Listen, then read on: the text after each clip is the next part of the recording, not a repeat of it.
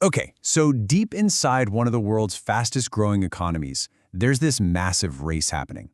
And it's not just about moving boxes from A to B.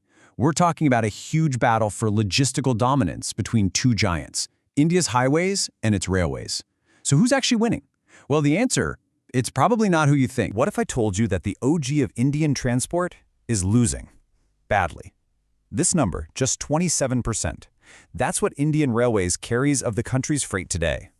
Now get this, back in the 1950s, that number was a massive 83%. I mean, that is a spectacular drop. So what on earth happened? Here's a huge part of the answer, right here.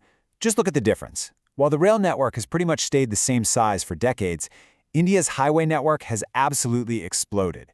It's more than double the size of the rail network now. And that, right there, has completely changed how stuff moves around the country. Right, so let's dig into how the railways, which you'd think would be the better, more eco-friendly choice, started falling so far behind in this race. It really boils down to two big things, speed and price. And the speed problem, that's directly connected to the infrastructure gap we just saw. See, while highways were paving brand new routes, connecting new industrial parks and cities, Indian Railways was mostly looking inward. They focused on upgrading the lines they already had. Now, that helped a bit with capacity on old routes, but, and this is the key, it didn't expand their reach. So as roads opened up new markets, the railway map just stayed the same. And you don't have to take my word for it. As Lalit Chandra Trivedi, a former general manager for Indian Railways, put it, the result is simple.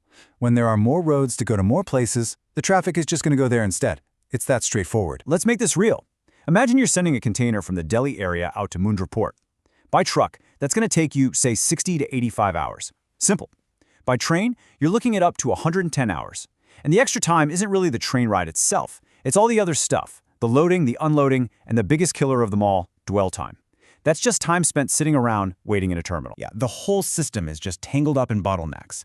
You've got tracks that don't go all the way to the factory, you have ports so congested that trains are literally waiting for days just to get in, wagons get stuck in maintenance for way too long, and to top it all off, the network is already over capacity, and freight trains constantly have to pull over and wait for passenger trains to go by. It's a system that's just completely stretched to its limit. But being slow is only half the problem. You'd think, okay, even if it's slow, trains are for moving heavy stuff, so it must be cheaper, right? Well, this is where things get really weird. We've got a major price paradox. And the reason for that paradox is this policy right here, cross-subsidization. It's a simple idea, really. For decades, Indian Railways has been taking the profits it makes from moving goods, from freight, and using that money to keep the ticket prices for passengers really, really low. It's a social goal, for sure, but the logistics industry is the one footing the bill. And the result of that policy? It's pretty stark. According to the Energy and Resources Institute, India's rail freight rates are now some of the highest on the planet. This makes it almost impossible for trains to compete with trucks on price, unless you're moving something incredibly heavy, like coal. And because of that high cost, the railway has become super dependent on, you guessed it, coal. It makes up half of all their freight revenue. This kind of dependence on one single thing makes the whole system really vulnerable. And it's not at all attractive for carrying all the other kinds of stuff that actually drives a modern economy. Let's look at the actual numbers. So this analysis of that same Delhi to Mundra trip shows that, yeah, the main train journey, the long-haul part, it's pretty competitive with road. But look at those extra costs, the terminal handling, the local truck to get it to and from the station. That's all included in the road price. By the time you add it all up, rail is way more expensive. For most businesses, it's just a no-brainer. Okay, so the railways are slower, they're more expensive. It sounds pretty bad, I know. But this race is definitely not over. Indian Railways has a big new game plan, and it starts with one of the biggest infrastructure projects you've ever seen. So the big question is, after losing so much ground for so long, is there really a way for rail to make a comeback? Well, the answer might just be building a brand new set of superhighways, but for trains. And here they are. They're called the Dedicated Freight Corridors, or DFCs for short. Think of them as high-speed, heavy-duty train tracks built for one thing and one thing only, moving goods. By completely separating freight from passenger trains, they're designed to attack those two core problems, speed and congestion, head-on. And the projections for what these DFCs can do are pretty mind-blowing. We're talking about a serious jump in how many containers move by rail, a big boost to rail's overall market share, and maybe most important of all, cutting transit times by almost 50% on major routes. This could be a total game changer. But just building new tracks, even really fast ones, isn't going to be enough. To really, truly compete, the entire system needs a reboot. We're talking about changing the rules of the game and getting a lot smarter with technology. So, experts have basically laid out this entire policy playbook. The big idea is to make the whole system more competitive.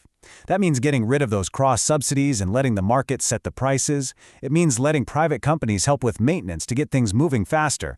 And it means building shared terminals to finally solve that last-mile problem. And that brings us to the last piece of this puzzle.